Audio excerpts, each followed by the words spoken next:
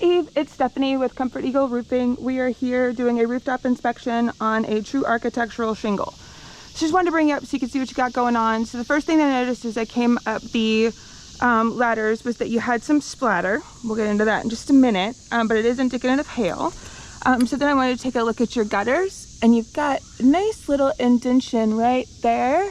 And inside the gutters, you can see where hail has hit and knocked off the dirt. So then we just wanted to take a look at your actual shingles.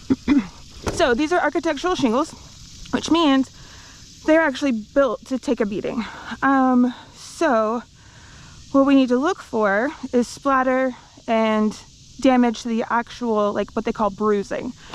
So you have really great splatter. Splatter is where the algae growth that is on your shingles, primarily on the north face, gets knocked off, right? And so whenever that happens, because that algae is an additional layer of protection, it can get in and knock the granules loose.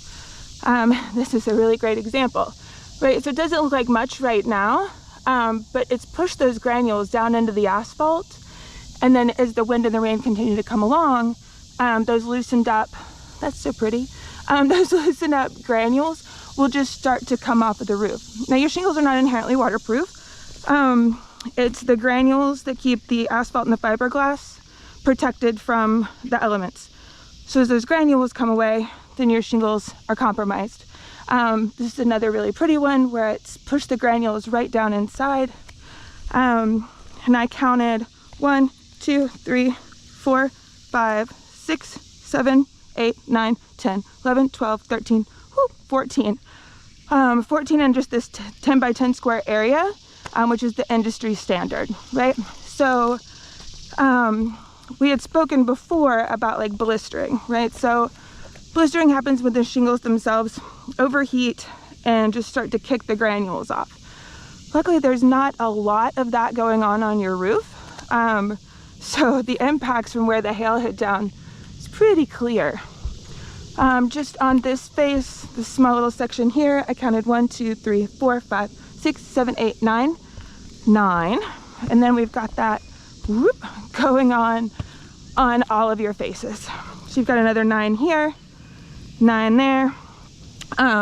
Your soft metals, which are like your exhaust stack rain caps, are all dinged up from where they've been hit. You've got some ridge cap that's already split, but you have the premium hip and ridge, which is a 2-ply. So even though that top one is split, you still have another layer underneath of that. This is not any fun. The way that they built the roof can kind of be a problem here, right? So they do have the flashing down, but you can see where around the edges of your chimney, the water is just kind of deteriorated this area. So I just wanted to make you aware of it, because I don't know that there's a way to actually build a cricket to get the water to go around it so that it's not a dead stop right into your chimney. And then I also found damage on your chimney pan, where you can see the splatter marks from where the hail hit down, and your chimney cap. You also have impacts to your downspouts and your gutters, which we already discussed. You have impacts to your back porch where it has knocked the paint off. So yeah, we have a lot to discuss. So I'll be down in just a minute so I can help you avoid the nightmares and the headaches associated with expensive interior damage.